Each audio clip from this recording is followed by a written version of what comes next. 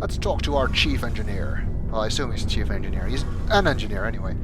Hey, Commander, you know that Quarian, Tally? She's been spending all her time down here asking me about our engines. I'll tell her to leave you alone. What? No, she's amazing. I wish my guys were half as smart as she is. Give her a month on board and she'll know more about our engines than I do. She's got a real knack for technology, that one. I can see why you wanted her to come along. And that is one of the reasons why I like Tali. She's an engineer, and she loves being an engineer. I figured she'd be a real asset to the team. You got an eye for Tally, Commander, but I'm guessing that's not why you came down here. Well, it kind of is, but anyway. Fill me in on the IES stealth systems. How does it work exactly? You can't hide a ship out in space. They emit too much heat and radiation. Too easy for sensors to pick them up, unless you find a way to capture those emissions. So our stealth systems trap the energy we give off in storage sinks built into the ship itself. No emissions to give away our location. Eventually the sinks have to be vented. More than a few hours silent running and they overheat. Cook us inside our own hull. That is actually a remarkably realistic approach to cloaking in space. For a science fiction story anyway. There's no way for anyone to detect us? A visual scan can still pick us up. Anyone looking out a window can see us plain as day. But you have to be pretty close to get an actual visual out in space. Most vessels rely on scanners. As long as the stealth systems are engaged, they can't see us. Not unless we accelerate to FTL speeds. Why doesn't it work with faster-than-light travel? Cranking up the FTL blue shifts our emissions, pushes them into frequencies too high to capture in the sinks. As soon as we make the jump, it's like setting off a flare. Sensors can pick up our location whenever we enter or exit FTL flight, but for short-range missions, our stealth systems are amazing, and we've got the only one. Not entirely sure if that explanation really holds water, but then again, FTL doesn't really hold water, so I guess we can say a wizard did it. But they have a good point about the emissions thing, because that really is the biggest problem trying to hide in space.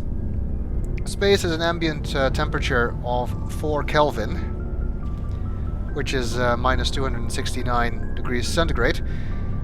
So that's really quite cold. Space itself, of course, has no temperature because it's a vacuum.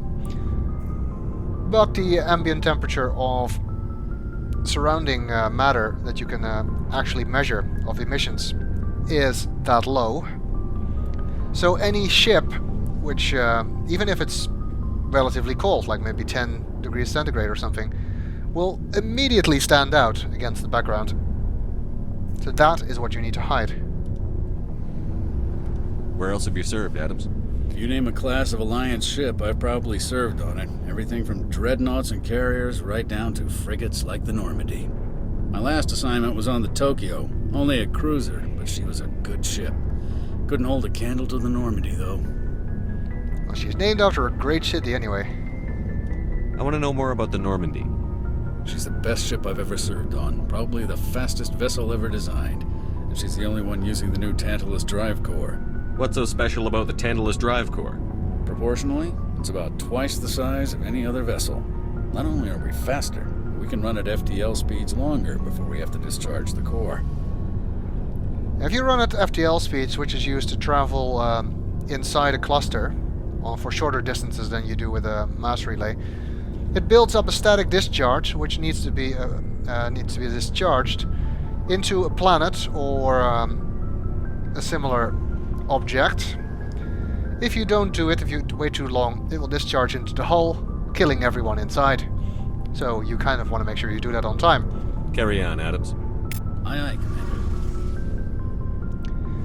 And Tali is standing here. So let's talk to her. Your ship's amazing, Shepard. I've never seen a drive core like this before. I can't believe you were able to fit it into a ship this small. I'm starting to understand why you humans have been so successful. I had no idea Alliance vessels were so advanced. Well, this one's a bit more advanced than the regular. The Normandy's a prototype. Cutting-edge technology. A month ago, I was patching a makeshift fuel line into a converted tug ship in the flotilla. Now, I'm sitting on board one of the most advanced vessels in Citadel space. I have to thank you again for bringing me along. Traveling on a vessel like this is a dream come true for me. I had no idea you found ship technology so interesting. It comes with being a Quarian. The migrant fleet is the key to the survival of my people. Ships are our most valuable resource. But we don't have anything like this. We make do with cast-offs and second-hand equipment. We just try to keep them running for as long as we can. Some of the fleet's larger vessels date all the way back to our original flight from the Geth. I can't believe your fleet's still using ships that are 3 centuries old. They're constantly being repaired, modified, and refitted. They aren't pretty, but they work. Mostly. We've tried to make ourselves as independent as possible on the flotilla. Grow our own food, mine, and process our own fuel. But some things we just can't make on our own. A patch to maintain the hull integrity requires raw materials we just don't have. That's why our pilgrimages are so important. Let's find out a bit more about the Quarians, and of course the Geth, which will also be relevant to our mission. Tell me about your people. Our lives aren't easy. Resources are scarce, and we are constantly on the move. Everything we do must in some way contribute to the continuation of the migrant fleet. There are 17 million Quarians in the flotilla, and each of us relies on the others for survival. The bonds among my people are strong. Unfortunately, we have had to surrender many of the freedoms and civil liberties other species take for granted. What kind of freedoms? Well, it's illegal for parents to have more than one child. If our population grows too much, it would strain our resources to their breaking point. Of course, we also can't allow our numbers to become too few. If our population is in decline, the rule against single births is temporarily repealed. In extreme cases of population decline, incentives are even offered to encourage multiple births, though the Conclave hasn't had to take such measures in nearly a century.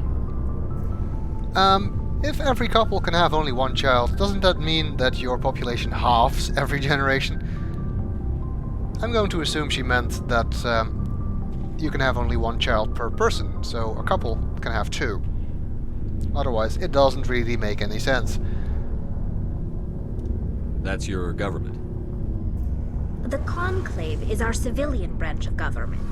Each ship can elect a representative to serve on the Conclave and make decisions that affect the fleet as a whole. On matters that affect an individual ship, however, the captain has the final say. It's a tradition that dates back to the early days, when the fleet was governed by martial law. Fortunately, most captains nowadays are smart enough to have an elected council from their crew to give them advice and guidance. So the ultimate power rests with elected officials. In practice, the Conclave and the respective council for each ship tend to set the rules that govern our daily lives. But in theory, we are still under military jurisdiction. The 5 top-ranking military officials in the fleet serve on the Admiralty Board. These 5 have the power to overrule any decision by the Conclave in case of emergency. To do so requires unanimous agreement among the Admiralty, and they can only do this once. After that, the entire board must resign their posts. It's a safeguard that served us well. In nearly 3 centuries, the Admiralty Board has only overruled the Conclave 4 times. You know, between the accent, the headdress, and their wandering ways, the Quarians are basically space gypsies. The accent isn't meant to resemble any particular accent. Tali's voice actress simply made up a pseudo-Eastern European accent. It's not meant to be an existing Earth accent. I want to know more about the Geth. I doubt I can tell you anything you don't already know. It's been almost 3 centuries since they drove my people into exile. All I know is the story of their origins, what they were when we created them, and how they turned on us. Interesting. The Geth were originally created to serve as an automated manual labor force. Initially, their intelligence was as limited as any VI. Over time, we made small modifications to their programming to allow them to perform more varied and complex tasks, bringing them closer and closer to true AI status. How come the Council didn't step in and stop you? This wasn't true AI research. We may have been skirting the bounds of the law, but we never did anything that was actually illegal. The changes were so insignificant, so gradual, that we were able to control them. Or so we thought. But one thing we underestimated was the power of the neural network. A million Geth thinking simultaneously created an inherently unstable matrix. So, the Geth share brain power? Many of the Geth's logic systems were designed to work in concert with other nearby Geth. Basically, the more of them you have in the group, the smarter they are. So there's some sort of group consciousness? No, nothing like that. They cannot share sensory data or information. Their programming cannot handle that much simultaneous input. Each Geth maintains an individual awareness and identity. The neural network only operates on a process-based level. It's basically the synthetic equivalent of a subconscious. But when they're in close proximity, they can coordinate low-level functional processes, freeing up more capacity for original or independent thought. You know, AI is not my specialty, but I am a computer engineer, and this explanation doesn't really make all that much sense. Especially when you know what a neural network actually is. That doesn't make any sense. I'm probably oversimplifying. The Geth are incredibly advanced and complex creations. All you need to know is that they get smarter when they gather in large numbers. As we built more and more Geth, their effective intelligence became more sophisticated, more abstract. One day, a Geth began to ask its Quarian overseer questions about the nature of its existence. Am I alive?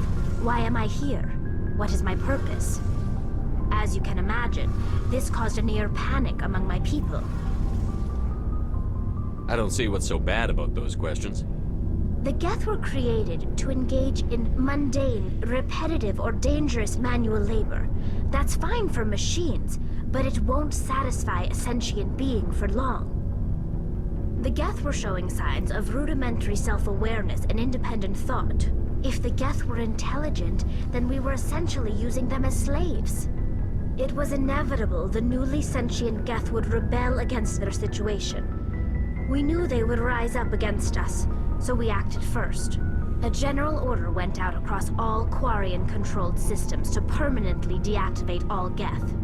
The Geth responded to this order violently. I have to say, I kind of side with the Geth here. Tali's explanation here basically made it sound like the Quarians didn't want to use the newly sentient Geth as slaves, so instead they decided to murder them all.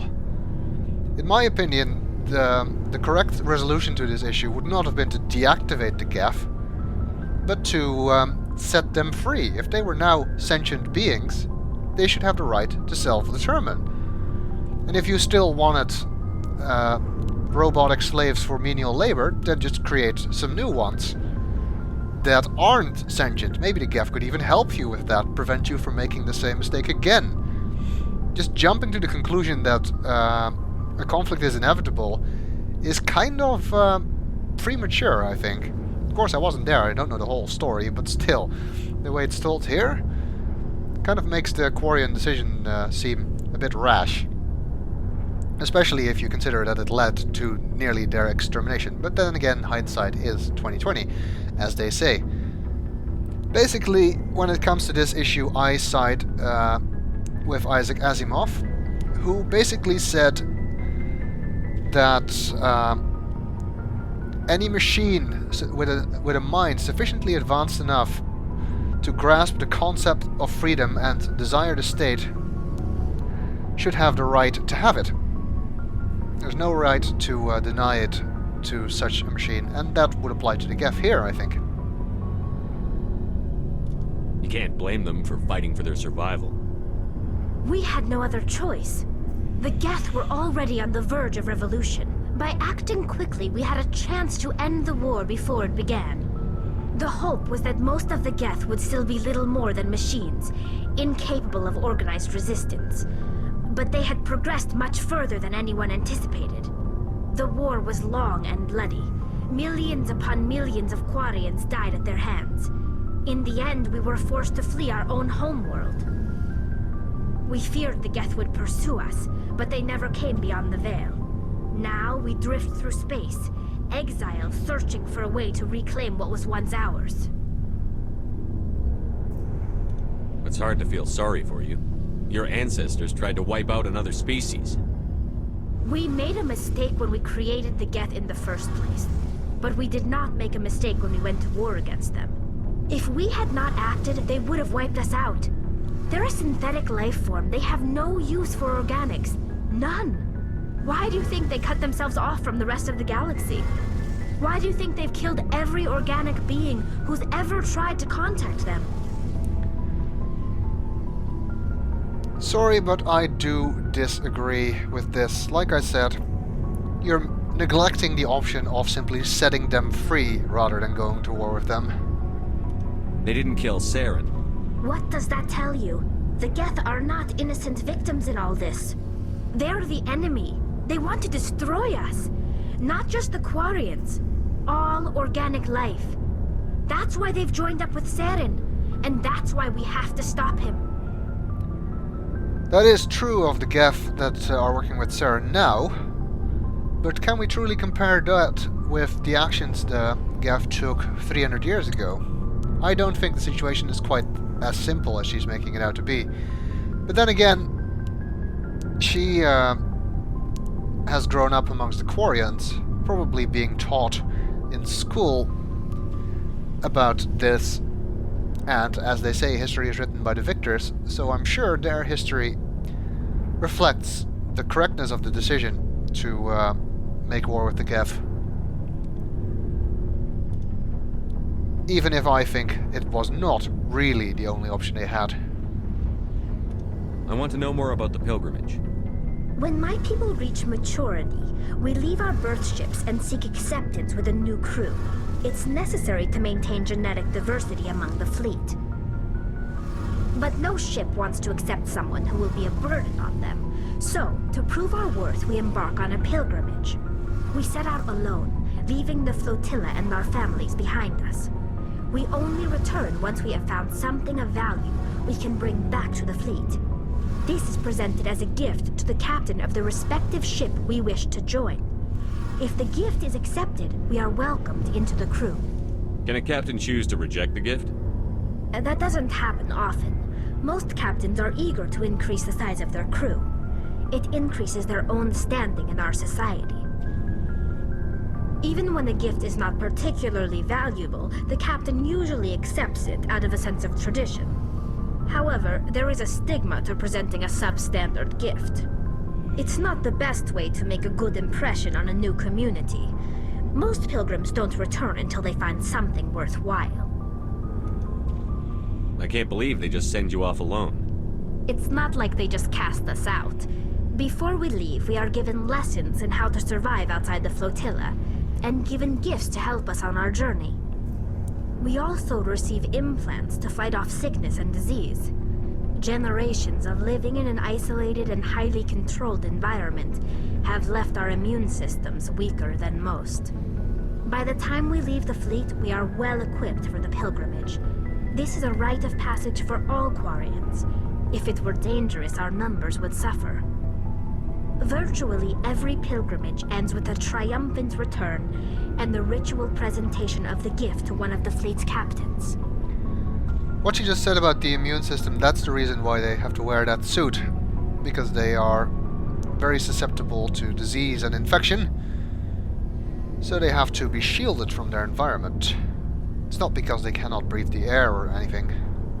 Just that they would get sick and presumably die. I want to talk about something else. Like what? Like nothing, because we've covered everything. I should go. See you later. Some very interesting stuff about the Quarians. They are a fascinating people, even if I don't entirely agree with the way they handled the Geth situation. I still think they're interesting.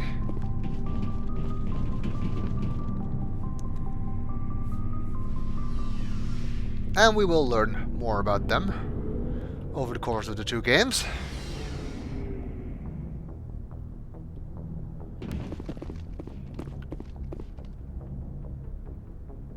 for now, let's head up and see if we can talk to Presley now. I think we should be able to. Yes. If anyone has to take over for Captain Anderson, I'm glad it's you. I'm not sure about having non-humans on our ship, though. Oh, great. Why is everybody a xenophobe on my crew? We're all on the same team here, Presley. With all due respect, sir, that's what they said about Nihilus. Look how that turned out. That wasn't Nihilus's fault. At all. Speak freely, Presley. I want to know if you have a problem with non-humans. It's not that, Commander. Humanity has always handled its own problems. Saren attacked one of our colonies. We should be the ones to stop him. We don't need their help. Some people think asking for help is a sign of weakness. That's just being stupid and stubborn. No matter how strong you are, allies can make you stronger. I guess so. Maybe I'm just stuck in the old ways of thinking. But don't worry, Commander. This won't be a problem. See that it doesn't become a problem.